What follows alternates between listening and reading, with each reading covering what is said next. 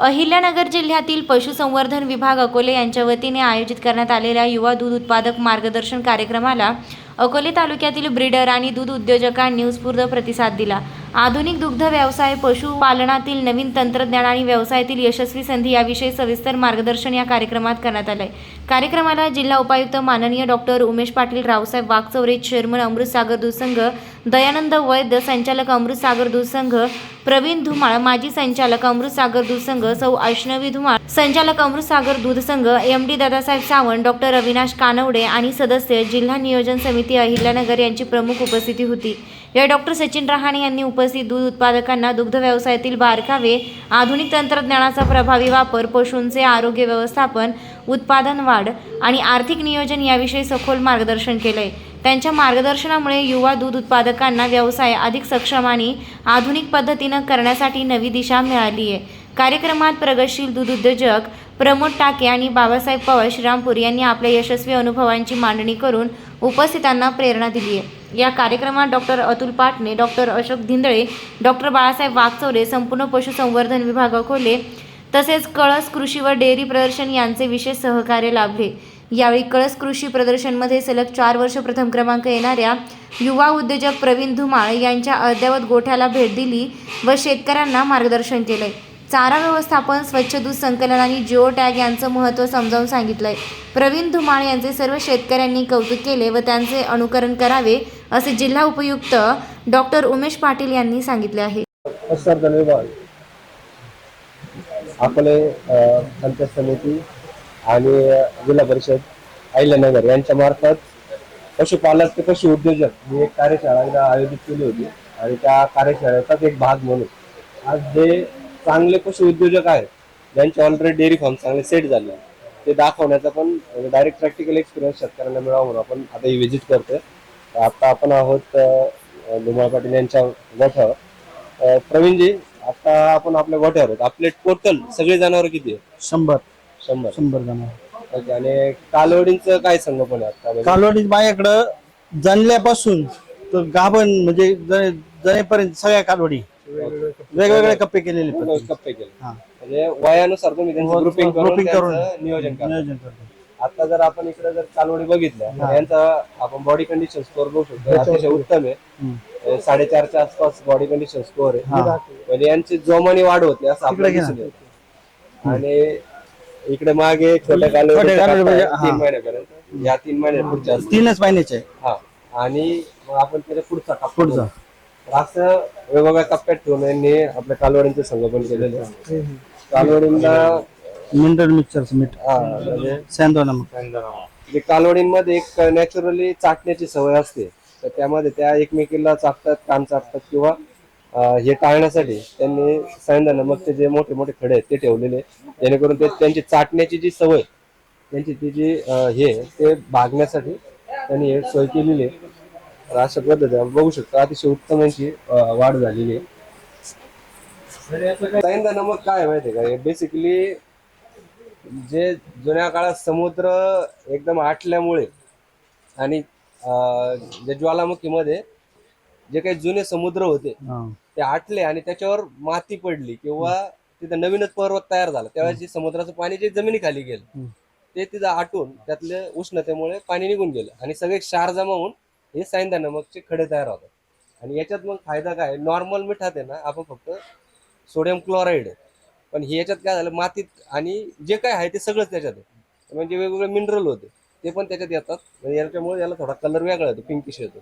बाकी पण मिनरल याच्यात आहेत, म्हणून सगळेच घटक मिळतील अशा पद्धतीने दिलेले. आणि आता यांना क्षार तर मिळतीलच, पण ते चाटण्यामुळे जास्तीत जास्त लाळ तयार होईल आणि लाळ तयार झाली की पचन चांगलं झालं की आपल्या सगळ्या जनावरांचे हेल्थच चांगली राहील. आता आपण बघतो यांच्या सगळ्यांचेच म्हणजे एकदम बॉडी कंडिशन स्कोर चांगला आहे, बॉडीचे कोट चांगला आहे, शायनिंग आहे. तर जर मिनरल सगळे व्यवस्थित भेटत राहिले तर शायनिंग पण चांगल्या पद्धतीने. हा कोणता ग्रुप आहे? हा 8 ते 12चा ग्रुप आहे. त्याच्या जर्सी कालवडी सगळ्या म्हणजे 13 जर्सी. तिकडं सगळे आता 12 ते 15 महिन्याच्या कालवडी गाभण.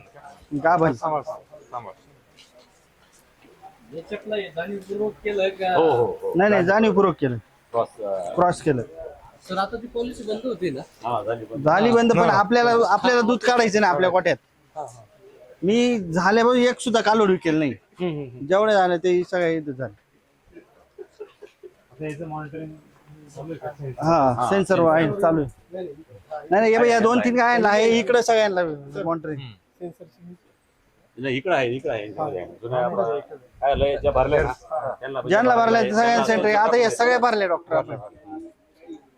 प्रवीणजी, आपण हे आता कालवणीच्या गाय जे दिसत आहेत सेन्सर बेल्ट, हा, याचा काय फायदा होतो तुम्हाला? तो जिओचा आहे ना, तो जिओचा टॅग आहे. हा. पण एक साधारण त्याच्यामुळे काय होतं, गाय निघाली तर ती आपल्याला एकच मिनिटात, आता आपण म्हणजे माझ्यावर आली. माझं आली लगेच कळतं. हा, तर दुसरी गोष्ट कुठे कळतं आज ते? मोबाईल मोबाईलला ऍप लागला. ऍपला. हा, म्हणजे तुम्ही गोठ्यावर नसले तरी हा, तुम्हाला तरी मला मेसेज येतो. हा की कुठली गाय आणि कुठल्या किती नंबरची, मग भैयाला फोन करून सांगायचं डॉक्टरांना कॉल कर. ओके. हे माझे मित्र आहे वैद्य डॉक्टर, यांचं पण चांगलं योगदान आहे माझ्या गोठ्यासाठी. त्यांचा उल्लेख केलाच पाहिजे. टायमिंग येतो. टायमिंगला कधी भरायची ते सगळं याच्यामध्ये. हा, आणि रेकॉर्ड किपिंग काय करताय त्याच्या? रेकॉर्डिंग सगळं दुधाचं येतं ना. याच्यापासून यापासून हा. तर मिल्किंग पर्यंत सगळे तुमचे सगळे काय record काय ते त्याचे रिमाइंडर देत राहतात. ते 2 महिने झाले, 3 महिने झाले, पीडी करून घ्या, हा. परत कधी जाण्याला आहे तिचं सगळं त्याचं पूर्ण हे देतात. फायदा काय होतो नेमकी? त्याच्यामुळे आपल्याला ऍक्च्युअली कळतं आता काही भरायची कधी, हा. त्याचा टायमिंग कळतो आपल्याला. नाही तर याचं काय सकाळी बाया सांगून त्यावेळेस हे करायचं, आपण याचं आपल्या टायमात येऊन भरायचं. पण याच्यामध्ये आपल्याला ते सांगायचं किती पिरियड मध्ये भरायची.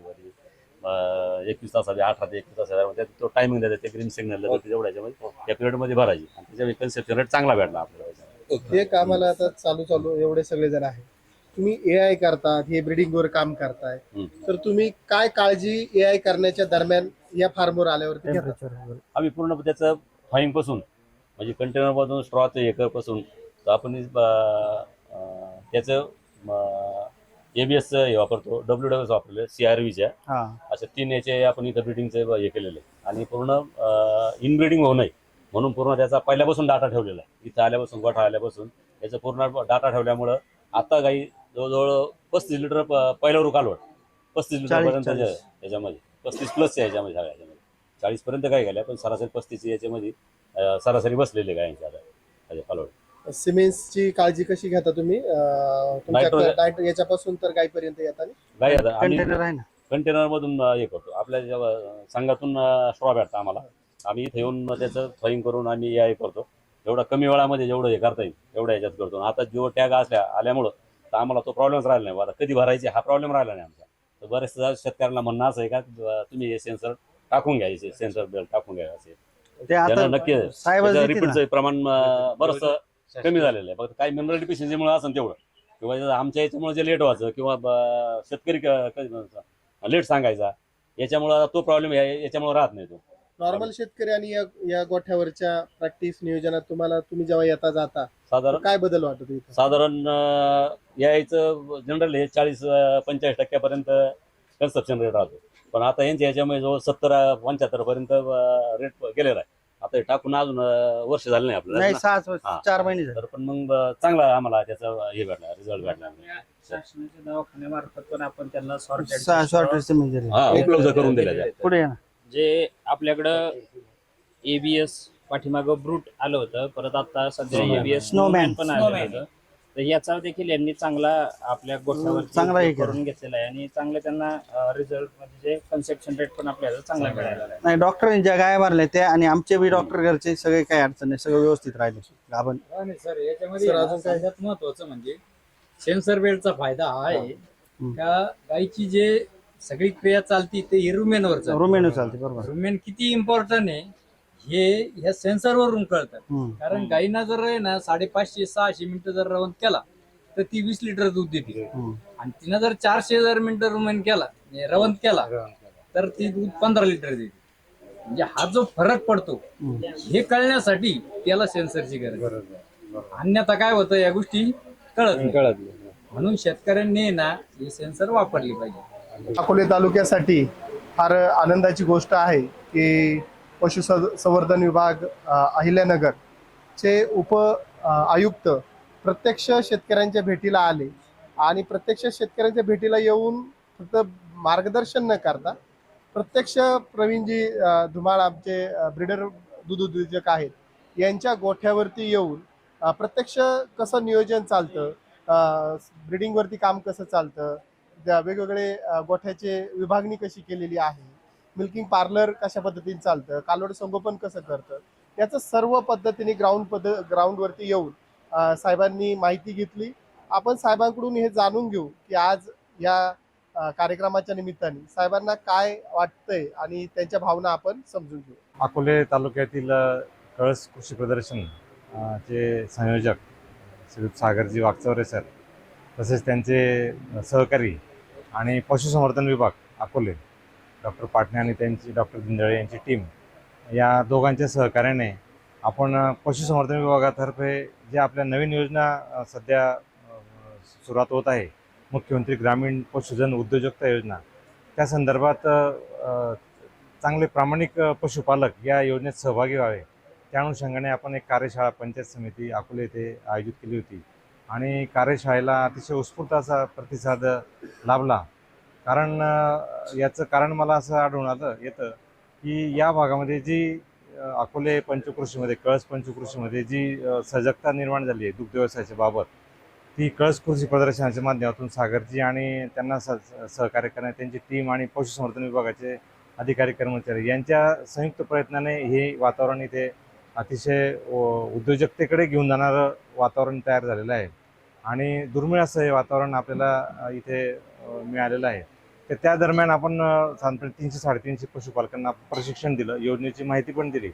आणि कार्यशाळेचा एक भाग म्हणून आपण आज अकोले तालुक्यातील ब्रिडर असोसिएशनचे मेंबर आहेत. उदाहरणार्थ आज आपण ज्यांच्या कोठ्यावर आता आपण इथे उभा आहोत ते आपले दादा डेअरी फार्मचे संचालक आणि मालक श्रीयुत प्रवीणजी धुमाळ.